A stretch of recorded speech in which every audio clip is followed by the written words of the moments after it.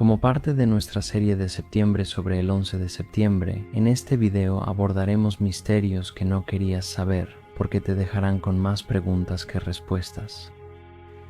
Nuestro corazón está con todos los afectados por el 11 de septiembre hace todos esos años y con quienes aún siguen siendo afectados hasta el día de hoy.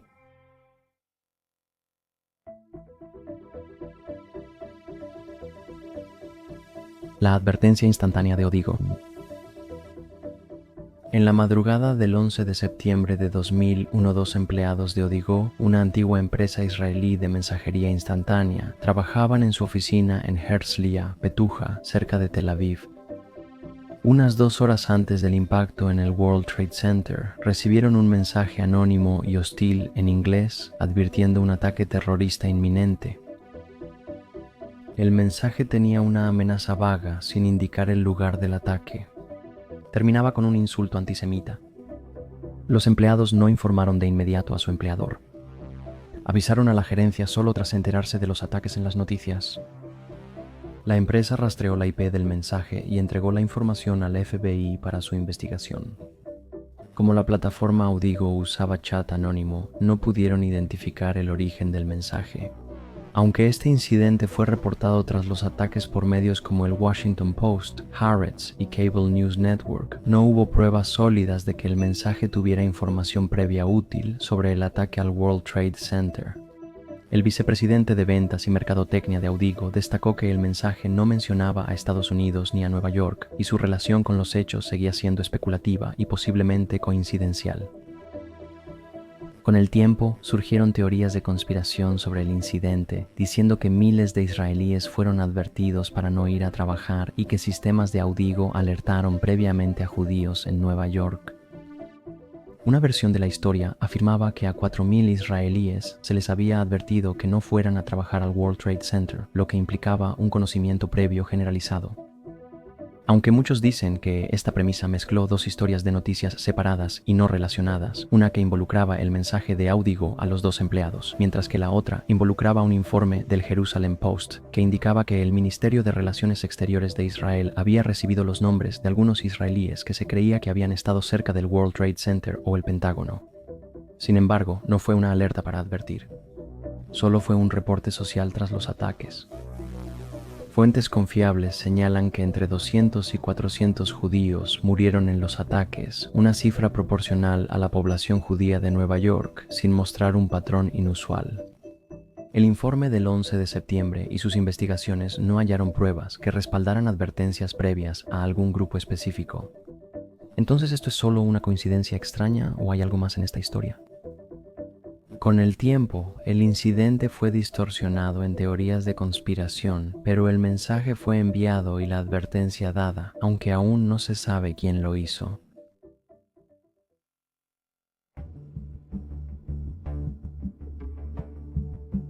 La bóveda de oro del 11 de septiembre. Tras los ataques del 11 de septiembre, un aspecto poco conocido de la historia del World Trade Center era el oro almacenado en las bóvedas bajo el complejo. Estas bóvedas, operadas por la División de Comercio de Metales COMEX de la Bolsa Mercantil de Nueva York, eran usadas por bancos como HSBC y el Banco de Nueva Escocia. Informes indican que las bóvedas guardaban metales preciosos valuados en miles de millones de dólares, como oro y plata, que respaldaban operaciones comerciales internacionales. Pero aquí es donde las cosas se ponen misteriosas. Tras el colapso de las torres, trabajadores y bomberos notaron que las bóvedas se volvieron un foco de interés, además de los esfuerzos de recuperación oficiales. Aunque posteriormente se contabilizaron y transportaron desde el sitio, bajo estricta seguridad, varios cientos de millones de dólares en oro, comenzaron a circular rumores de que una parte de las reservas había sido retirada discretamente antes de los ataques. Esta afirmación se ha repetido en relatos alternativos del 11 de septiembre. Los testimonios de los bomberos aumentaron el misterio. Reportaron señales inusuales en la entrada de un área de almacenamiento subterráneo, con marcas de quemaduras y aparentes intentos de corte en las puertas de la bóveda tras el 11 de septiembre, daños que no se habían visto antes del colapso del edificio.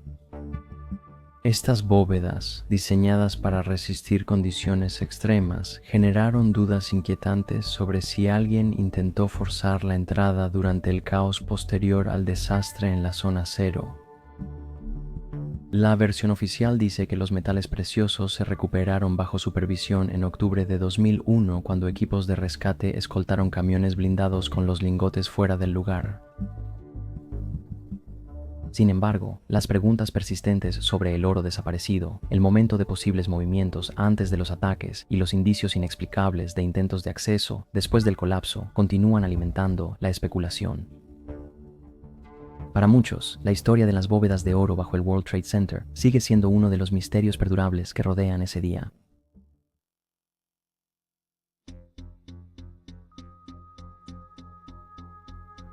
Operaciones con información privilegiada. Antes del 11 de septiembre de 2001, los mercados financieros registraron actividad inusual, lo que llevó a una investigación exhaustiva.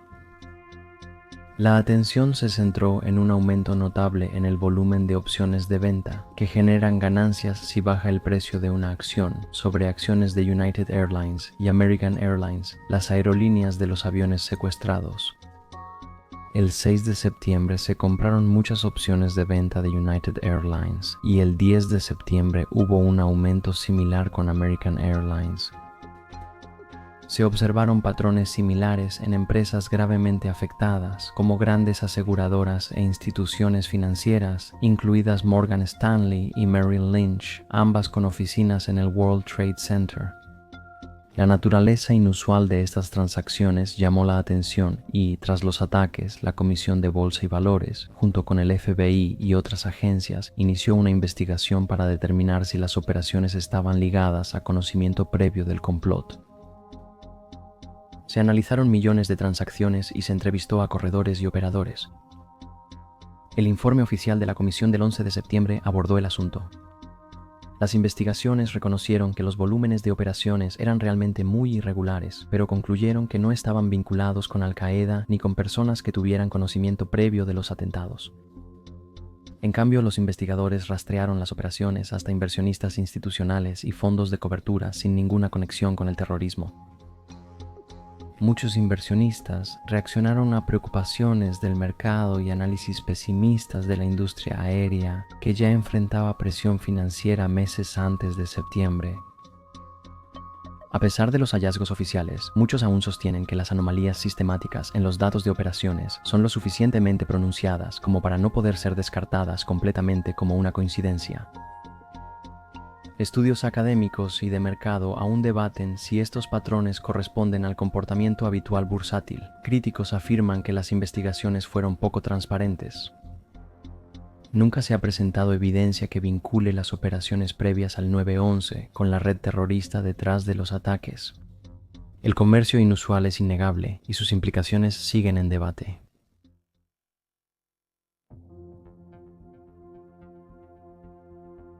Destino de las cajas negras de los aviones que chocaron las Torres Gemelas sigue siendo un misterio sin resolver de ese día.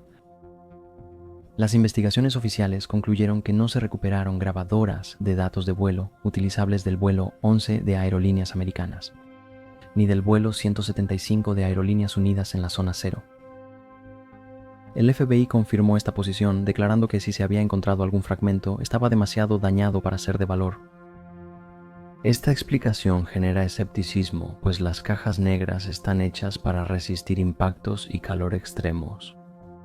En contraste, las grabadoras de otros sitios de accidentes del 11 de septiembre, como Shanksville, Pensilvania y el Pentágono, fueron recuperadas con éxito. A pesar de la versión oficial, ha surgido una narrativa diferente entre algunas de las personas que trabajaron en los escombros.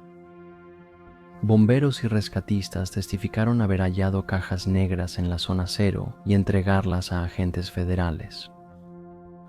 Según los relatos, retiraron los dispositivos rápidamente sin dar más información.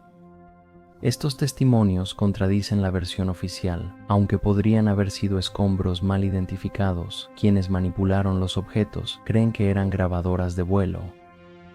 No sorprende que esta discrepancia haya generado especulación por años.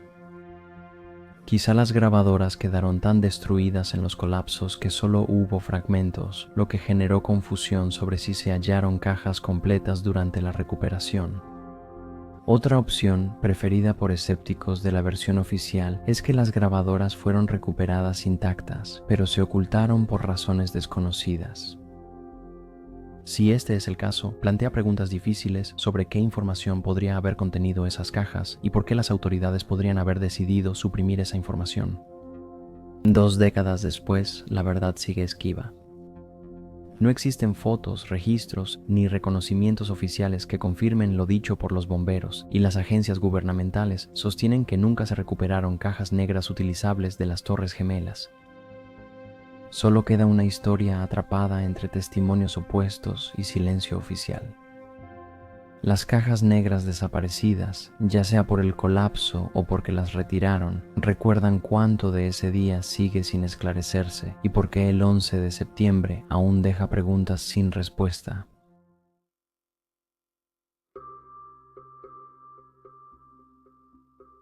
Los 5 israelíes que bailaban. Después de los ataques, 5 ciudadanos israelíes fueron detenidos en Nueva Jersey. Testigos reportaron verlos en el techo de una camioneta, filmando y aparentemente celebrando las torres del World Trade Center en llamas. Una mujer que los vio desde su departamento dijo a los investigadores que su comportamiento le pareció extraño, pues parecían felices, no sorprendidos. Las autoridades rastrearon la camioneta hasta Urban Moving Systems, empresa de mudanzas en Nueva Jersey, propiedad de Dominic Suter, un israelí. Más tarde, ese mismo día, la policía detuvo la camioneta cerca del estadio de los Giants y detuvo a los 5 hombres a punta de pistola. En el vehículo, los investigadores hallaron unos $4,700, varios pasaportes y un cúter. Aunque el cúter alarmó a la policía, también era una herramienta comúnmente utilizada en trabajos de mudanza. Los hombres, identificados como Sivan y Paul Kusburg, Omer Marmari, Yaran Shmuel y Odin Elner, fueron detenidos por más de 2 meses, interrogados extensamente y sometidos a pruebas de polígrafo. Finalmente fueron deportados de regreso a Israel después de firmar declaraciones admitiendo violaciones migratorias, específicamente quedarse más tiempo del permitido en sus visas y trabajar sin la autorización adecuada. El FBI revisó el caso y concluyó que los hombres no sabían de los ataques ni estaban involucrados en actividades de inteligencia en Estados Unidos. Los informes desclasificados destacaron que ni la División de Nueva York ni la de Newark no hallaron pruebas que vincularan a los hombres con terrorismo o espionaje. Aunque hubo una conclusión oficial, el incidente generó años de especulación y teorías de conspiración. Algunos escritores y comentaristas sugieren que los hombres podrían haber estado vinculados a la inteligencia israelí o haber tenido conocimiento previo de los ataques, pero estas afirmaciones nunca han sido respaldadas por pruebas creíbles. Algunos piensan que un servicio de inteligencia extranjero pudo saber de los ataques antes de que ocurrieran. Esta interpretación se vio amplificada por el secretismo que rodeaba la investigación del FBI y el hecho de que muchos de los archivos relacionados se mantuvieron clasificados o fueron fuertemente censurados. En los principales medios de Estados Unidos, el caso tuvo poca cobertura. ABC News informó sobre los arrestos y mencionó que el FBI investigó, pero no halló pruebas de conocimiento previo. Sin embargo, la historia seguía generando especulaciones por ser inusual y por detalles extraños como el dinero en efectivo, varios pasaportes y la camioneta ligada a una empresa de mudanzas. Periodistas de investigación en medios independientes revisaron la historia años después, señalando vacíos en la versión oficial como motivo de duda. Con el tiempo, esta historia se ha vuelto una de las anomalías más mencionadas sobre el 11 de septiembre. Su persistencia se debe a testimonios de testigos sobre su comportamiento inusual, detalles sospechosos fuera de contexto y la limitada transparencia del gobierno. Esta es extraña y la pregunta sigue sin respuesta. ¿Por qué estaban celebrando el peor ataque terrorista de la historia y la muerte de 3,000 personas, en su mayoría inocentes?